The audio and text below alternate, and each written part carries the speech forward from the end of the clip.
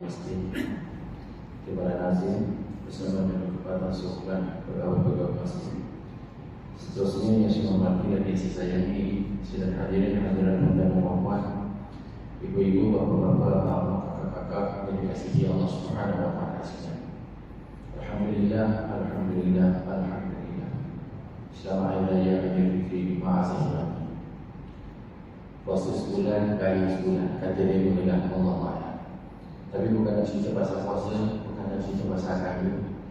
Tapi kita nak cerita, kita perjumpaan kita pada malam ini, saya dimaklumkan yang saya menggantikan sahabat saya yang tak dapat datang pada dasar ini.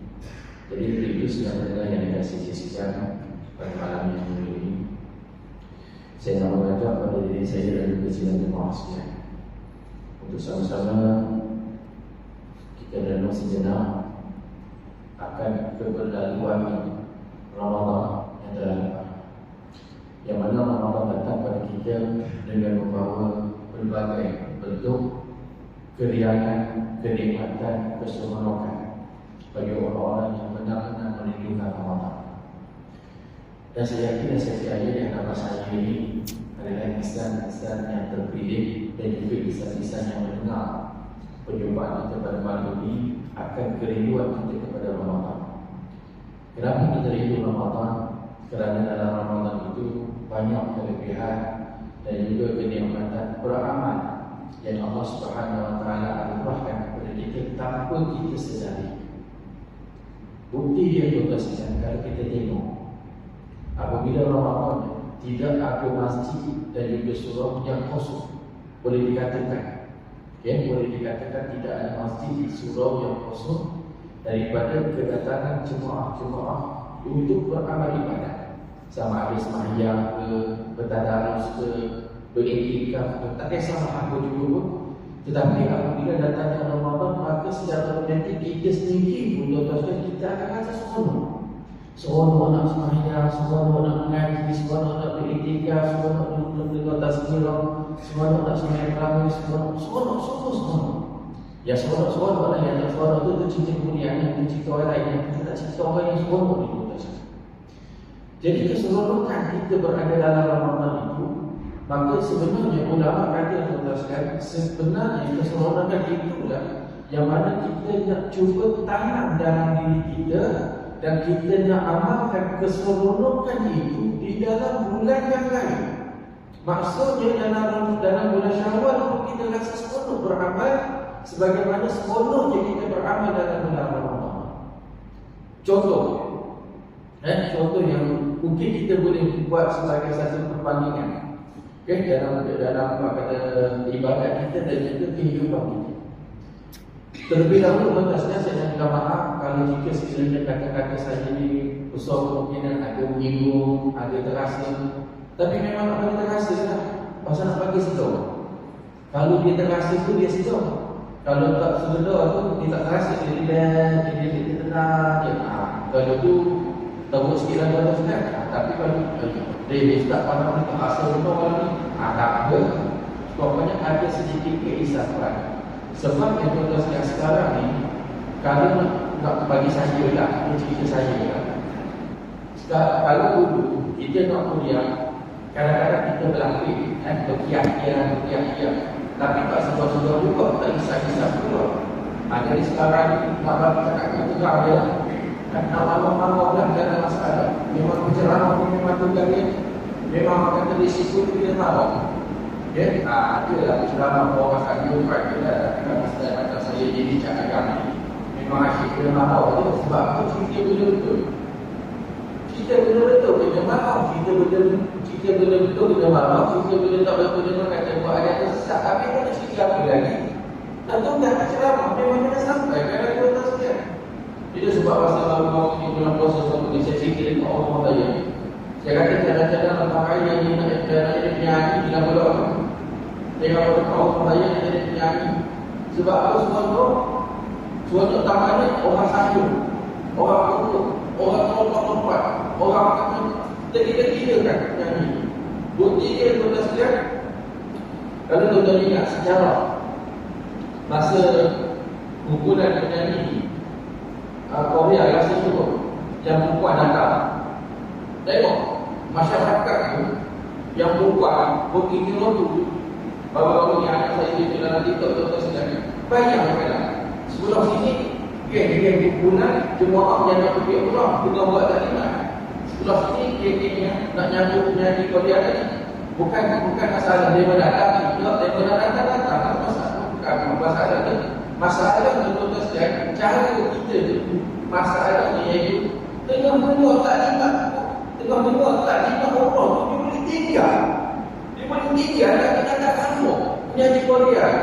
Tak tahu mana di mana kelebihan dia. Sebab saya kata Allah saya tak jadi penyanyi ni. Dia aku ustaz datang orang dulu nak kena kat kampung. Ada kita tu pernah kat kampung ustaz. Tengok datang ustaz datang hujan pun tak ada cepat penuh. Biarlah hujan awal-awal dia ustaz tak ada ni. Jadi kita mana tahu kita ustaz. Dia bukan orang sini duduk dalam sesi tempat lain. Okey. Jadi tuan-tuan sekalian, tengok taklimat Allah tu dia boleh tinggal berkenaan kamu. Tak tahu mana kelebihannya. Kalau tuan-tuan tengok pula malam, bagaimana dia buat proses tuan-tuan sekalian. Rasanya satu satu wilayah persekutuan sunyi. Pasal apa ramai duk berkumpul dekat penyanyi. Tak tengok proses. Ayat tuan-tuan sekalian, kalau malam tu nak buat proses, tiba-tiba pengajar kata malam ni penyanyi tak dapat nak buat persembahan, kita ganti dengan penceramah, kita ganti dengan kuliah. Tuan-tuan ingat, penceramah tidur juga lepas pada itu. Rasanya tuan-tuan sekalian, yang balik ke demo, tak balik ke motor, balik ke kursi aku pun memang apa tuan-tuan sekalian. Kalau begitu rasa-rasa saja tak mahu ada. Okay? Jadi dia nak ceritanya tuan-tuan sekalian, itu fenomena yang berlaku. Sebelum ada lagi satu sejarah. Kalau tuan-tuan masih ingat, kumpulan penyanyi Korea Yang lelaki pula tuan-tuan, dia punya kawalan keselamatan lelaki ketat berbanding dengan yang perempuan. Yang perempuan tu tak ada ketat sangat, yang lelaki ketat sehingga dibuat sebagai satu terowong untuk mereka boleh berjalan. Sebab apa? Tuan-tuan bayangkan, keliling itu boleh dikatakan penuh dengan wanita-wanita, anak perempuan, ibu-ibu, ada lagi 5 orang yang sesat itu pun. Tapi ramai wanita, ramai budak-budak perempuan. Itu sebabnya Nabi pesan pada kita tuan-tuan sekalian. Apabila jika kamu hidup zaman Dajjal, ikat anak perempuan kamu dan juga isteri kamu pada tiang yang kuat. Sebab apabila Dajjal datang tuan-tuan sekalian, Dajjal lambai dia, maka yang paling ramai pengikut dia isteri dan juga wanita. Itu yang kita duduk bimbang. Okay? Jadi dulu Dajjal lagi teruskan baru punya Korea. Saya pun tak tahu lah mana hisap dia punya Korea. Tuan-tuan, saya pun nak Korea juga. Tadi tak ada dulu dia nak menjualkan kat kapal saya. Dengar boleh nak cari kan ada. Tapi kalau nak kira dia hisap dia tuan-tuan sama juga saya hisap juga saya di Korea. Tapi tak tahu di mana hisap dia lebar sehingga menyebabkan tergila-gila anak-anak perempuan kita dan juga masyarakat kita. Jadi itu sebabnya Ramadan yang Allah Ta'ala beri pada kita ni adalah bulan yang mana untuk kita tarbiyah diri kita. Dan adalah saya rasa tidaklah menjadi satu kesalahan lagi untuk saya menceritakan sedikit sebanyak perihal ataupun beberapa perkara berkenaan tentang Ramadan. Janganlah pula tuan-tuan kata, Ustaz sekarang kita dah masuk bulan Syawal, Ustaz kalau boleh cerita bulan Ramadan. Kalau pergi gunanya dia tuan-tuan, jangan kita buat perbandingan. Nak cerita apa ni, nak cerita Ramadan ke, nak cerita apa ni, korban ke apa ke, tak ada masalah. Jadi benda-benda dia betul. Jadi sekarang ni tuan-tuan sekalian, Ramadan yang Allah Subhanahu Wa Taala beri pada kita adalah satu-satunya bulan yang mana untuk memberikan kepada kita kekuatan beramal. Kalau kita tengok balik tuan-tuan sekalian, kita cek balik amalan kita. Seronok kita datang masjid, subuh, zuhur, asar, maghrib, isyak, kita tak berkira-kira pun. Lebih-lebih lagi isyak, kita seronok. Lepas pada waktu isyak, kita rasa seronok lagi. Duduk di masjid sehingga pukul 11 sehingga pukul 12. Pasal apa? Lepas sembahyang isyak ada sembahyang tarawih 23. Sembahyang tarawih 20 rakaat. Dan kalau tuan-tuan sembahyang tarawih 23, sembahyang tarawih 20 rakaat. Ini cerita lain ya. Ini cerita terawih, makanan terawih. Terawih 20 satu weekday 3 jadi 23. Lepas tu, lepas terawih weekday dah ada Rasulullah. Balik rumah pukul 11, pukul 12. Kita rasa tak penting. Pasal apa? Kita rasa seronok perangai. Sekarang, tuan-tuan sekalian, bulan Syawal, balik rumah pukul 10, orang rumah dah bising. Orang rumah dah bising. Kau di mana lagi bising. Pasal apa? Pasal kita balik lambat. Balik lambat, kita baru pukul 10. Jadi, yang tuan-tuan sekalian, nak cerita di sini, kekuatan bermakna keseronokan beramal. Maka ini sebabnya ulama kata, kalau kita nak tengok kejayaan kita dan juga keberkesanan kita beradanya dalam Ramadan, tengok lepas Ramadan. Tengok lepas pada bulan Ramadan bagaimana akhlak dan juga tingkah laku dan juga amalan kita. Adakah amalan kita sama dengan bulan Ramadan ataupun sebaliknya? Kalau sama ataupun lebih hebat daripada Ramadan, memang TikTok kita teruskan. Memang hebat. Tapi kalau Ramadan kita buku itu, lepas Ramadan kita buku itu, okey boleh tahan lagi lah. Dan kita duduk bimbang sekarang kita teruskan. Ramadan okey, lepas Ramadan kita ini. Itu yang nanya kita tuan-tuan. Kalau Ramadan subuh, zuhur, asar, maghrib, isyak, bukan kita ni ada dalam masjid. Memang penuh. Terus siap nak buat pada kita dah duduk depan minum pada dulu. Nampak penuh tu siap buka minum pada dia kata kita. Apa siapa dah mengaji subuh masuk sebenar. Pukul 5 kita dah duduk depan pada. Semangatnya kita. Tak apalah, tak ada masalah. Jangan banyak bagus tuan-tuan. Baru dinasihatkan lah. Seronok kita tak beribadat. Bulan puasa. Cuma kita tengok lepas puasa, lepas Ramadan. Ada tak tunggu kita dalam 5 waktu sembahyang ni? Kadang-kadang 5 waktu subuh ada, tapi setelah ketiga masbuk. Ada tak subuh tunggu kita dalam sembahyang berjemaah? Ada. Bila lepas imam bagi salam baru datang masjid. Ada tunggu kita lepas salat datang masjid? Kadang-kadang ada, kadang-kadang tak ada. Ada tak tunggu kita datang masjid waktu maghrib? Ada juga waktu tak hujan. Ada waktu kita waktu datang isyak, waktu isyak dalam bulan selain lepas pada bulan Ramadan. Kadang-kadang ada, kadang-kadang tak ada. Ada bila ada mati baca Yasin. Pasal apa? Lepas isyak ada makan. Jadi tuan-tuan dan puan yang dikasih di sini, ini fenomena yang biasa berlaku dalam masyarakat kita. Lebih-lebih lagi kadang-kadang berlaku pada diri kita. Itu sebabnya macam saya katakan tadi, Ramadan adalah bulan untuk tarbiyah diri kita.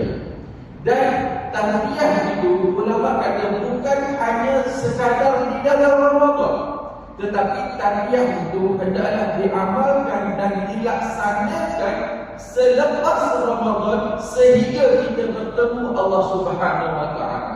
Itu sebabnya kalau tuan-tuan dan puan-puan perasan, dalam Ramadan kita pernah dengar orang kata bulan Ramadan adalah bulan untuk melawan hawa nafsu. Pernah dengar orang kata begitu? Pernah dengar dalam jiran? Bulan Ramadan bulan melawan hawa nafsu. Sebenarnya tuan-tuan sekalian, kita silap dalam situ. Ya, silap dalam situ. Silap mana? Kita silap beranggapan bahawasanya Ramadan bulan melawan nafsu, melawan hawa nafsu. Sebenarnya ulama kata tuan-tuan sekalian, Ramadan adalah bulan untuk mendapatkan kekuatan melawan hawa nafsu. Itu sebenarnya. Sebab kita nak dapatkan kekuatan lawan hawa nafsu ni dalam Ramadan je. Lepas Ramadan janganlah tuan-tuan sekalian. Memang kadang-kadang kita kalah dengan nafsu. Tak percaya kita tengok isyak sekarang. Ada tak kehadiran jemaah yang datang sebagaimana bulan Ramadan dengan bulan selepas pada Ramadan?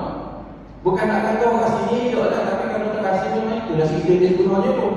Ya, tuan-tuan nak apa lah, tak apa, tak masalah terjadi juga sampai kan. Itu dia. Sebab ni tuan-tuan sekalian, kita nak berkeadaan sampai kita ini.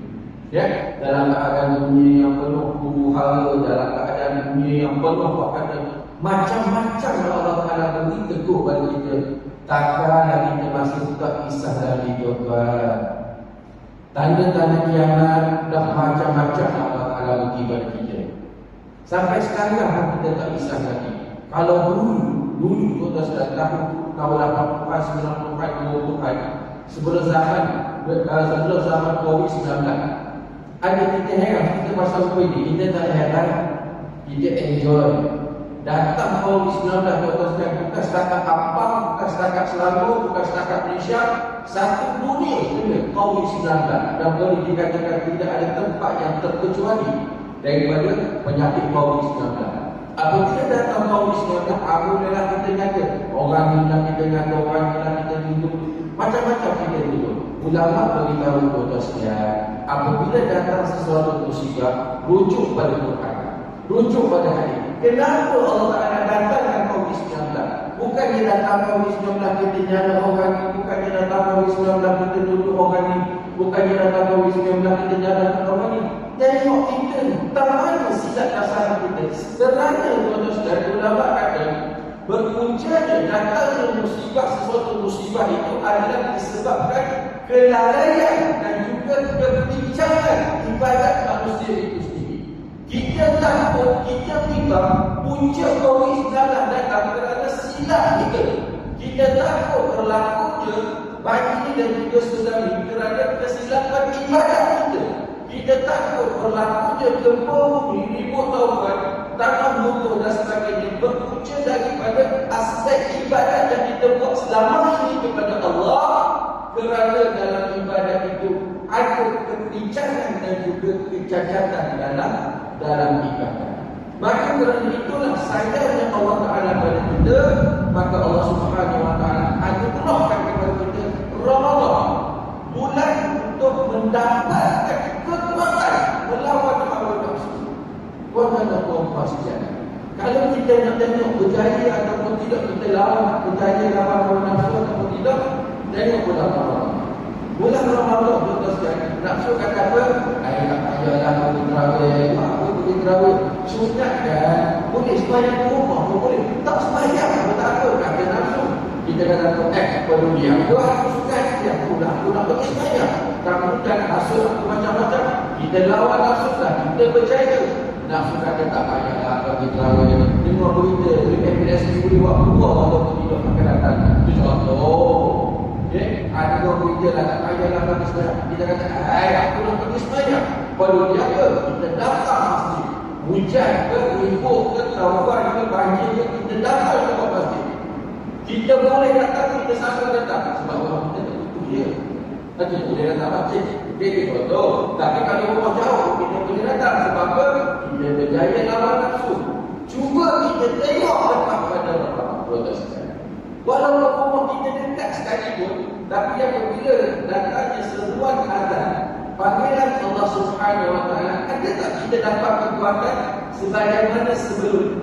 Nafsu kata, ayolah, kita sembahyang, hujan-hujan tempatnya, duduk rumah je lah, tengok kita pada Facebook, Instagram, buat TikTok kan semua. Betul juga. Pergi bincang sarapan, berbulan-bulan kapan nak terlibat, demam, berapa, susu-susu, betul juga. Tengok nafsu. Kita gagal mendidik diri kita melawan nafsu. Itu sebab yang puan yang dikasih sejarah. Hidup kita tak boleh lari dari hidup kita. Tak boleh lagi. Pergilah curug-curug mana pun, sembunyilah dekat mana-mana pun, duduklah dekat mana-mana pun, kita tak boleh lari dari hidup kita. Apa dia dua benda? Syaitan dan juga nafsu. Dia tak akan lepaskan kita daripada setiap apakah saat untuk menyakiti Allah Subhanahu Wa Taala. Namun untuk lawan nafsu, macam saya kata tadi lah, untuk lawan nafsu Ramadan ni bulan yang paling sesuai. Jadi untuk itu sudah mendengar yang dikasih sejarah. Saya rasa adalah rasanya belum terlambat untuk sama-sama kita mengisahkan keadaan diri kita, situasi kita, kehidupan kita, untuk kita mempertingkatkan dan kita mendapatkan kembali kekuatan beramal, kekuatan dalam melaksanakan perintah-perintah Allah Subhanahu Wa Taala. Maka itu sudah mendengar yang dikasih sejarah. Pada malam yang mulia ini, kedatangan saya untuk kali yang seterusnya pada malam ini, saya nak mengajak pada diri saya dan juga sidang pendengar sekalian untuk kita mengisahkan sejenak beberapa perkara berhubungan dengan tentang ibadat kita, khususnya akan ibadat solat itu sendiri. Sebab apa tuan-tuan sekalian, untuk maklumat tuan-tuan dan puan-puan, rata-rata masjid yang juga surau yang pernah saya hadiri untuk ujian, tazkirah dan sebagainya, saya suka sentuh bab solat. Kesilapan kita dalam melaksanakan ibadat solat. Bukan saya nak salahkan mana-mana pihak, bukan saya nak salahkan mana-mana pihak dan sebagainya, tetapi untuk kita postmortem balik, untuk kita cek balik, untuk kita muhasabah balik. Di mana silap dan salah saya dalam melaksanakan ibadat solat. Kenapa solat? Kenapa bukan puasa? Kenapa bukan haji? Kenapa bukan umrah? Kenapa bukan sedekah? Kerana solat atau sedang satu-satunya ibadat yang tidak ada pengecualian untuk dilaksanakannya. Mesti kita buat. Tak kira apa juga pangkat kita, tak kira apa juga keadaan kita, tak kira siapa kita, tak kira di mana kita berada, solat wajib kena buat. Kita miskin, wajib kena solat. Kita kaya, wajib kena solat. Kita sehat, wajib kita kena solat. Kita sakit, wajib kita solat. Kita kita duduk di sini, wajib kita solat. Kita berada di perantauan, musafir, wajib kita solat. Ibadat yang lain tak ada. Puasa, kalau kita lalat boleh puasa, kalau kita tak lalat tak boleh puasa pun apa. Kalau rasa mampu puasa, tak rasa tak mampu tak puasa, tinggalkan, boleh tinggalkan, tapi kena bayar dunia semua dan sebagainya. Ada dia punya ganti dan sebagainya. Solat tak ada ganti-ganti tu dan sebagainya. Tapi tu qada tu, ini yang silap kita. Cerita tentang qada ni tuan-tuan sekalian, kita kena ingat. Kena ingat satu perkara. Qada ni iaitu hutang kita dengan Allah dalam bab solat. Qada bab solat, hutang kita dengan Allah. Bilakah hutang ini berlaku? Bilakah hutang ini berlaku? Hutang ini berlaku apabila kita meninggalkan solat. Okey. Tengok pada perkataan meninggalkan solat. Meninggalkan solat ini tuan-tuan yang dimaksudkan di sini iaitu apabila kita meninggalkan solat dalam keadaan yang tak dapat dielakkan. Memang tak boleh. Kalau kita solat, mungkin nyawa kita terancam. Kalau kita solat, mungkin gini-gini apa semua dan sebagainya. Maka pada waktu itu, bolehlah kita tinggalkan solat dengan syarat kena qada balik. Itu baru dikatakan qada. Bukannya qada kita sengaja tinggal sembahyang, tidak. Sengaja tinggal sembahyang tuan-tuan sekalian, dosa tetap ada. Kita berkata, kalau Ustaz, Allah Ta'ala akan ampun. Penting kalau begitu tuan-tuan sekalian. Bezah kita tak ngaji orang begitu. Apalah Ustaz, bukan dia banyak boleh waktu dia lepas sembahyang tu saya memang nangis-nangis dengan Allah. Allah Ta'ala aku suka tengok aku dia menangis minta ampun. Mesti Allah Ta'ala kasihan saya Ustaz, mesti Allah Ta'ala ampunkan dosa saya. Tuan-tuan, Allah Ta'ala dengan kita tu apa hubungan kita dengan Allah Ta'ala? Dia hanya suka hati kita je. Jangan tuan-tuan sekalian, jangan macam dulu itu. Itu sebabnya puncanya berlakunya ajaran sesat. Dia tak situ dia sebenarnya. Dia mula tak situ, dia sikit. Jadi lain kita. Jadi itu sebabnya tuan-tuan dan puan-puan sekalian, sembahyang ni benda penting. Ibadat yang sangat penting dalam kehidupan kita.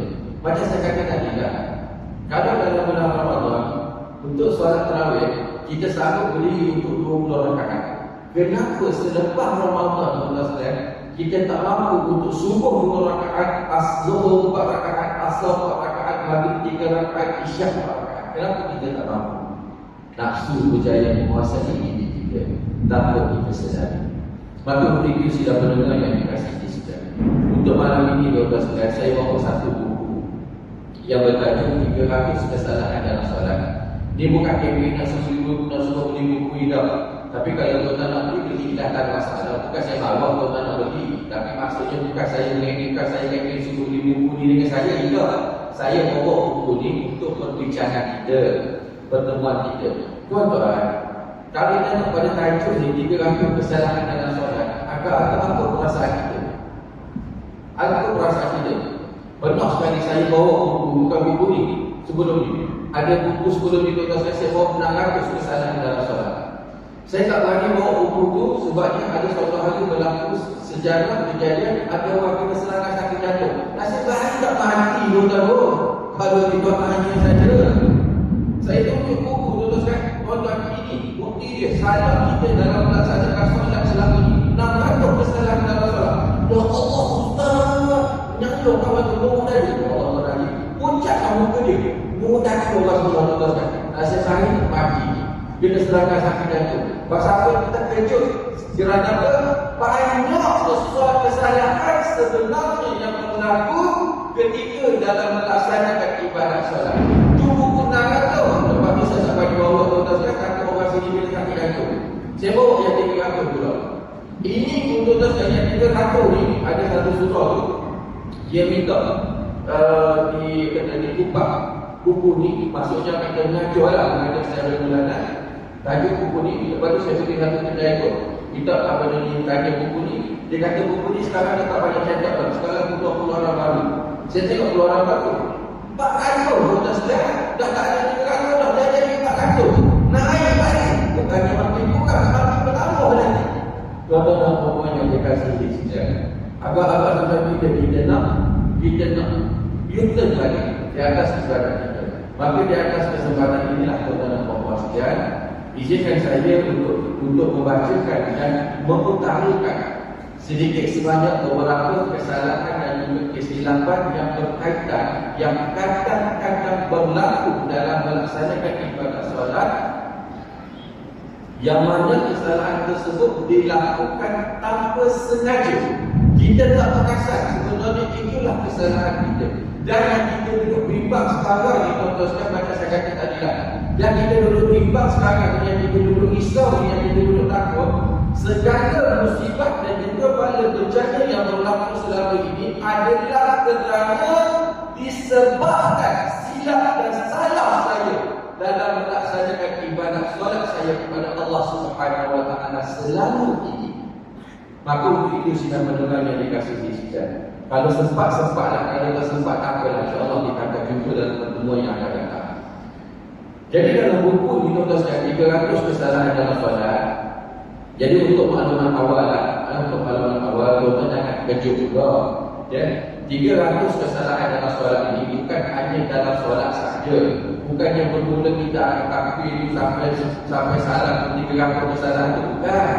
Yang dikatakan 300 kesalahan dalam solat ini iaitu kesalahan-kesalahan yang berkaitan dengan ibadat solat. Contoh dia dalam berpakaian. Berpakaian ketika nak solat, dia buat hukum kain juga. Kemudian apa lagi? Iqamat, macam mana cara iqamat, azan. Kemudian berwudu, kemudian tempat solat, macam-macam lah. Banyak betul-betul perkara-perkara yang ada hukum kait dengan solat. Maka dia dikumpulkan dalam satu buku yang bertajuk 300 kesalahan dalam solat. Dan pada malam ini tuan-tuan sekalian, saya nak buka, saya nak kita nak bincangkan tentang kesalahan kita dalam solat itu sendiri. Untuk tajuk-tajuk yang lain mungkin kita boleh bincang dalam pertemuan yang akan datang, insya-Allah, jika ada masa panjang, jika sekiranya ada hukumannya, orang rezeki dan sebagainya, jika ada peluang. Dan untuk maklumat tuan-tuan dan puan-puan juga, setakat ini saya masih lagi ada tarikh-tarikh yang masih lagi kekosongan untuk sama-sama kita kata, kalau sekiranya lah kita nak bincangkan di atas tajuk buku ni. Kalau tak ada, tak apa, jangan risau, saya pun tak kecil hati. Terserah pada pihak pengurusan sendiri. Okey, jadi di kesempatan ini tuan-tuan dan puan-puan sekalian, untuk maklumat kita bersama, saya bukan nak mengajar lah. Jangan berbanyak saya nak mengajar juga, cuma sekadar untuk muhasabah dan juga postmortem kali ini di atas ibadat kita. Okey. Untuk itu tuan-tuan dan puan-puan sekalian, perkara pertama yang perlu kita ambil peran iaitu dalam solat ada rukun dia. Okay? Dalam solat ada rukun.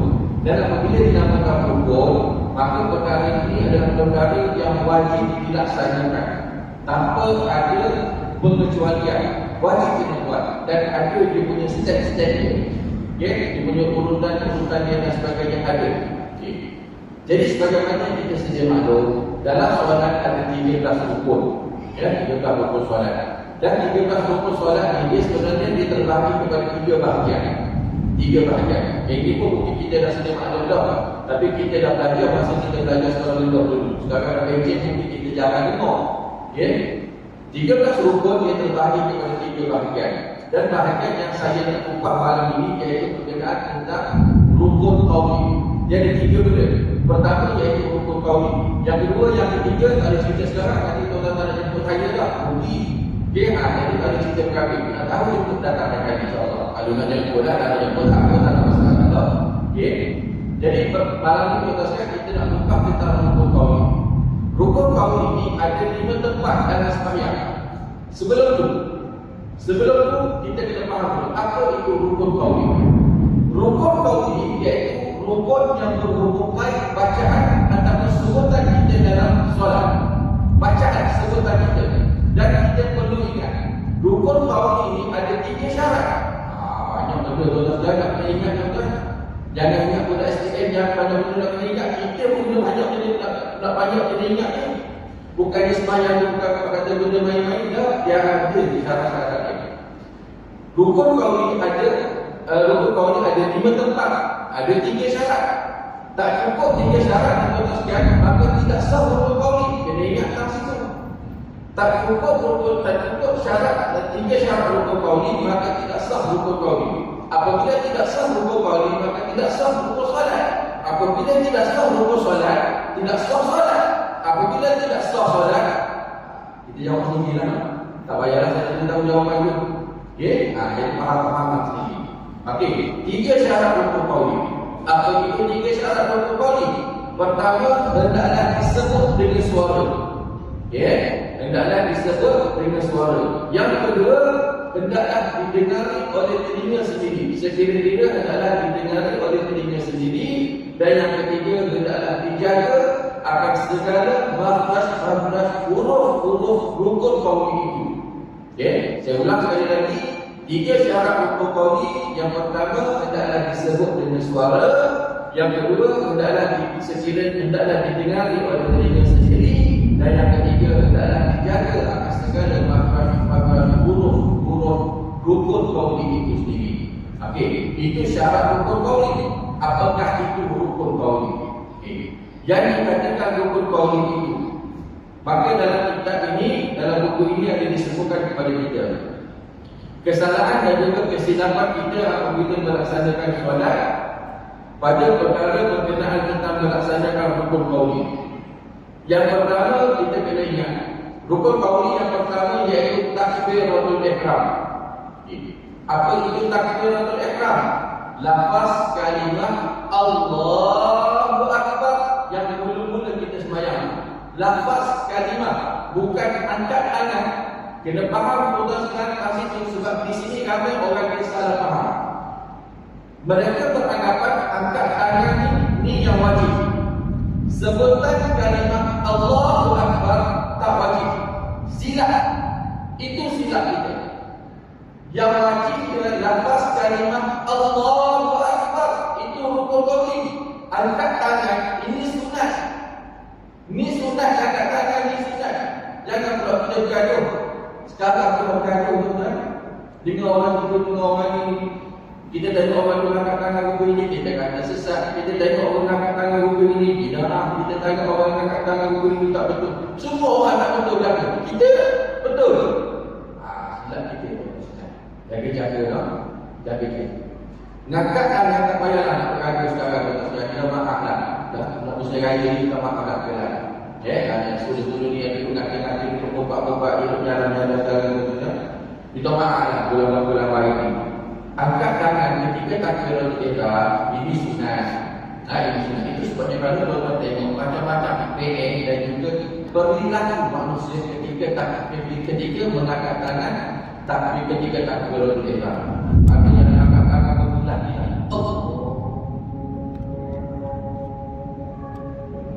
Macam-macam. Ada yang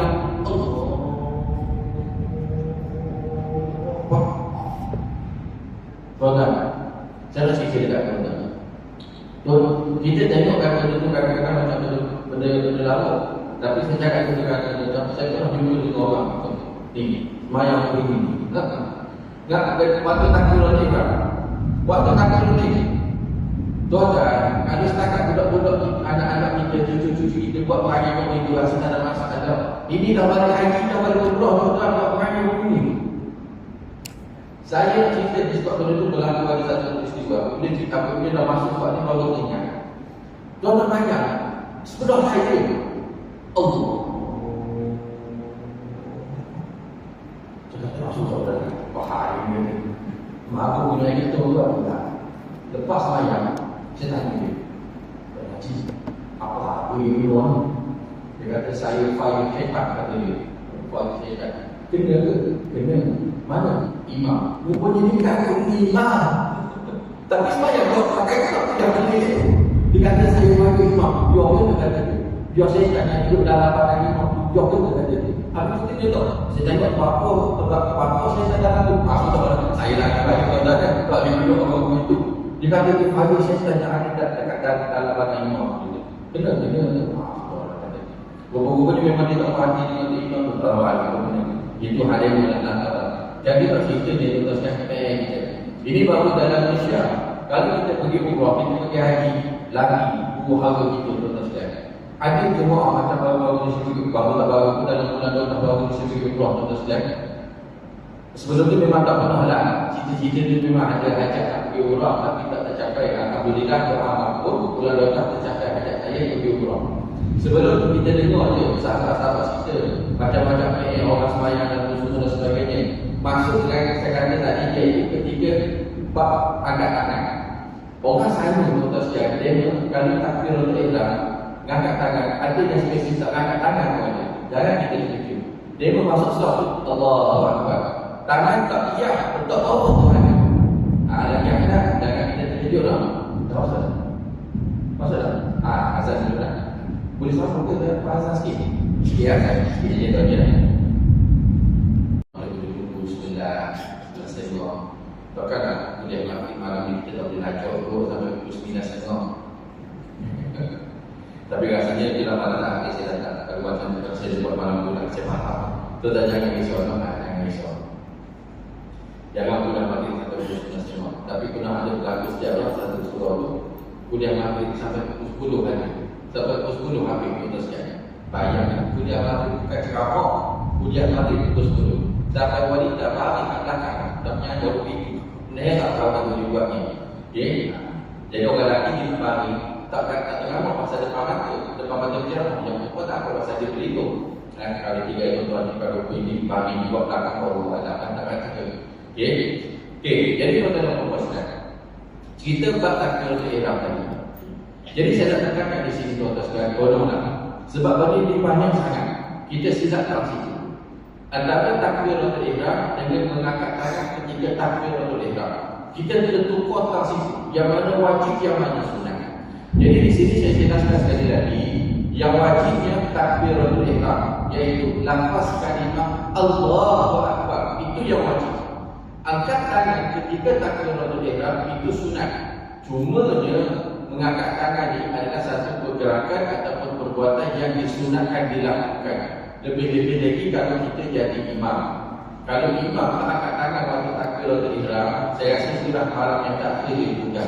Sedangkan sebenarnya benda itu betul, tak salah, tapi nampak tak comel lah. Okay? Jadi kalau kita dilatih sebagai imam, biarlah kita buat benda yang terbaik untuk masyarakat kita. Tapi biasanya tak pernah lagi kita tengok imam takbiratul ihram tak angkat tangan, tak pernah lagi. Okay? Jadi makmum ada. Yang bab makmum tu ada. Okay. Jadi tuan-tuan sekalian, terhurai satu masalah kita, iaitu perbezaan ataupun perbezaan di antara takbiratul ihram dan juga mengangkat tangan ketika takbiratul ihram dan juga lafaz takbiratul ihram. Yang mana sunat dan juga yang mana wajib. Saya ulang sekali lagi, yang sunatnya mengangkat tangan, yang wajibnya takbiratul ihram iaitu lafaz kalimah Allahu Akbar. Okey. Apabila dikatakan rukun qauli tadi, maka itulah benda takbiratul ihram. Sekarang tuan-tuan sekalian, kalau kita tengok, bukan kita nak salah mana-mana orang, bukan kita nak tuju mana-mana orang, kadang-kadang kita pun pernah buat benda ni. Apa dia? Tak sebut langsung takbiratul ihram, tapi waktu amin dengan imam, suara kita yang paling kuat. Amin kata kita. Sedangkan amin itu sunat je. Tak buat pun tak apa, tapi takbiratul ihram kita tinggalkan. Jadi ulama fiqh semua sepakat dan tidak ada perbezaan pendapat di kalangan mereka yang mana mereka menyatakan bahawasanya barang siapa yang tidak berrukun qauli, maksudnya tidak melafazkan takbiratul ihram dengan 3 syarat tadi, disebut dengan suara, didengari oleh telinga, dijaga segala makhraj huruf ini. Sesiapa yang tidak melaksanakan takbiratul ihram dengan 3 syarat tadi, maka solat yang dilakukan ketika itu adalah tidak sah. Tuan-tuan dan puan-puan sekalian, jangan main-main bab solat. Nampak benda ni kecil, tapi itulah hakikat yang perlu kita hadapi. Tapi janganlah tuan-tuan kata kalau ini payah bunuh sembahyang ustaz, jangan. Itu bisikan syaitan. Jangan main tuan-tuan sekalian. Jangan. Sebabnya Allah Ta'ala ni dia tidak akan menzalimi kita. Yang jadi berat tu kita sendiri sebenarnya. Okey? Jadi kita lihat. Kemudian tuan-tuan sekalian, takbiratul ihram ni macam saya kata tadi kita sebut dengan suara. Ada di kalangan masyarakat kita takbiratul ihram guna nafas. Tuan-tuan pernah dengar orang takbiratul ihram guna nafas?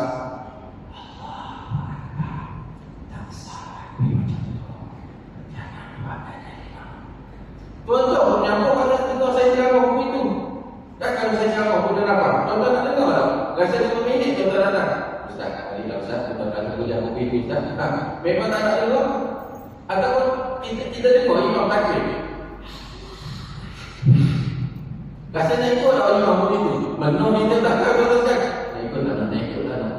Yang nak kita tadi tu menceramah. Ceramah malam ni. Contohnya tuan Ustaz. Lepas tu takbir pula begitu. Nak ikut tak nak, nak ikut tak nak. Tak ikut karakat, takbir dia dengar sehati. Nak ikut karakat macam tak sah dia. Memang tak sah pun. Jadi takbir dengan nafas memang tak sah. Dia dengan suara tu je. Yang kedua tuan-tuan sekalian, ada orang takbiratul ihram dalam hati.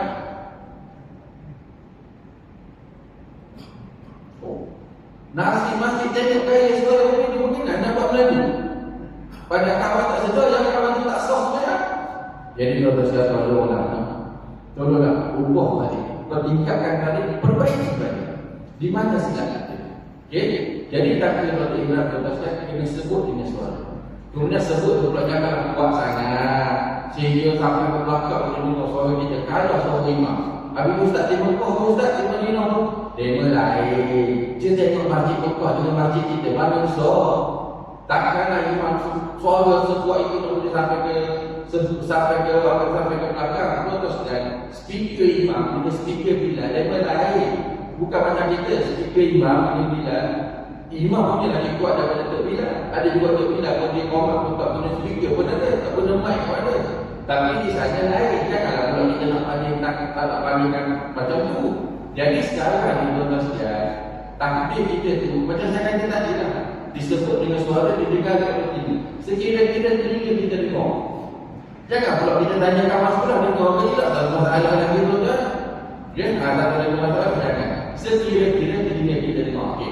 Walau bagaimana sekali, saya lupa tadi, baru ingat. Walau bagaimana sekali, tuan-tuan sekalian, 3 syarat untuk kaul ini akan kita bahagia. Okay? 3 syarat untuk kaul ini akan terbatal. Maksudnya, tak buat tak apa. Dengan syarat ada 2 benda. Dengan 2 perkara atau salah satu daripada 2 perkara, kita bahagia. Okay? Jika sekiranya berlaku salah satu daripada 2 perkara ini ataupun kedua-duanya, maka 3 syarat untuk kaul tadi, kalau tak buat tak apa, solat itu tetap sah. Takbiratul ihram itu tetap sah juga apabila ada 2 perkara ini, atau sekiranya berlaku 2 perkara ini ataupun salah satu daripada 2 perkara ini. Okey, apa dia 2 perkara ini tuan-tuan sekalian? Iaitu yang pertama, kita akan sebut dalam pertemuan yang akan datang, insya-Allah. Okey, jadi kalau nak tahu jemput saya datang dulu. Tak ada cerita berapa. Dan cerita berapa pun gila kita tengok jangan orang tak pandang politik ke. Dia pun nak handal dan siap. Dan nanti cuci. Okey. Jadi kalau kita nak tahu 2 benda yang boleh dilakukan apabila dilakukan tidak menyebabkan solat itu takbir dan batal tadi, maka 2 perkara ini. Jadi nak tahu untuk saya datang insya-Allah. Jadi pada malam ini tuan-tuan sekalian saya dah ceritalah satu perkara. Jadi 300 kesalahan tuan-tuan sekalian, maka total ada hutang dengan saya 299 lagi. Jadi nak berapa apa-apa kalau bincang. Macam saya sebut tadi lah, sekarang ini sudah saya pun ada lagi tanda-tanda yang kekosongan untuk diisi untuk sama-sama kita bincangkan di atas di atas perkara-perkara tersebut. Jadi untuk itu sudah pendengar yang dikasihi sekalian, saya rasa setakat itu dulu lah sedikit sebanyak perbincangan kita, sama-sama kita pada malam yang ini. Semoga perbincangan yang kita laksanakan ini Allah Subhanahu Wa Taala beri kepada saya sendiri khususnya taufik dan hidayahnya untuk saya amalkan dalam kehidupan saya dan disampaikan juga kepada sahabat-sahabat kita yang tidak hadir insya-Allah. Aqulu qouli hadza wa astaghfirullah wa lakum wa lisairil muslimin wal muslimat fastaghfiruhu innahu huwal ghafurur rahim. Sekian dari saya. Assalamualaikum warahmatullahi wabarakatuh.